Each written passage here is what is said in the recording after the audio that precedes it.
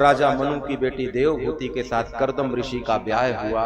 और जैसे ही कुटिया में गए अंदर, मनु जी ने तो बहुत सारी संपदा देना चाहा, लेकिन कर्दम जी ने मना कर दिया। आपने लक्ष्मी रूपा रत्न दिया है, इसकी गोद से मुझे भगवान बेटा बनकर मेरे घर में आएंगे, इससे बड़ी संपदा और क्या हो सकती है। मणि को पाने के बाद कोई कांच के टुकड़ों की याचना करेगा क्या? भगवान को जन्म देने वाली आपने अपनी पुत्री मुझे दी है, और कुछ नहीं चाहिए। राजा मनु तो चले गए, शत्रुपा जी चली गईं, लेकिन कहते हैं कुटिया में प्रवेश किया जैसे ही संत कर्दम ने, महर्षि कर्दम ने देवहूति को लेकर के तो देखा तो पक्षियों के घोंसले बने हुए थे कुटिया में। देवहूति ने पूछ लिया, बाबा जी आपकी कुटिया में पक्षियों के घोंसले? बोले हाँ देवी, मैं भी यहीं रहता हूं और ये भी यहीं रह लेते हैं। अच्छा, नीचे देखा तो सर्प और चूहों के बिल बने हुए थे। बोले ये क्या है? बोले सर्प और चूहे भी मेरे साथ ही रात में सो जाते हैं।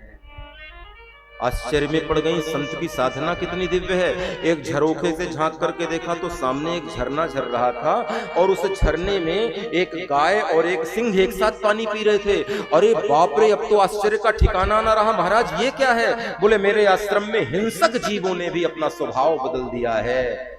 देवहूति जी समझ गई उस साधु की साधना कितनी महान होगी, कितनी दिव्य होगी, कि जहां की साधना का प्रभाव पूरे क्षेत्र में फैला हुआ है, वहां हिंसा करने वाले प्राणियों ने भी अपना स्वभाव बदल दिया है।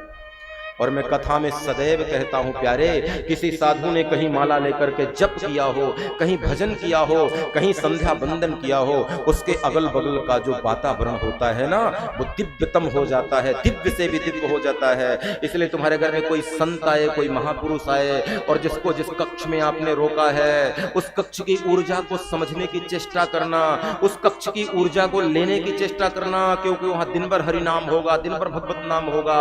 उसके बैठने से हजारों मालाओं का जाप होगा उस कक्ष में, और वहां जाओगे तो तुम्हें एक ऊर्जा मिलेगी, एक तेज मिलेगा, क्योंकि साधु जाएगा तो अपनी यही संपदा छोड़ करके तुम्हारे लिए जाएगा, कोई और संपदा नहीं दे जाएगा। उसके पास त्यागने को क्या है, छोड़ने को क्या है? अपना तेज, अपनी साधना, अपनी उपासना।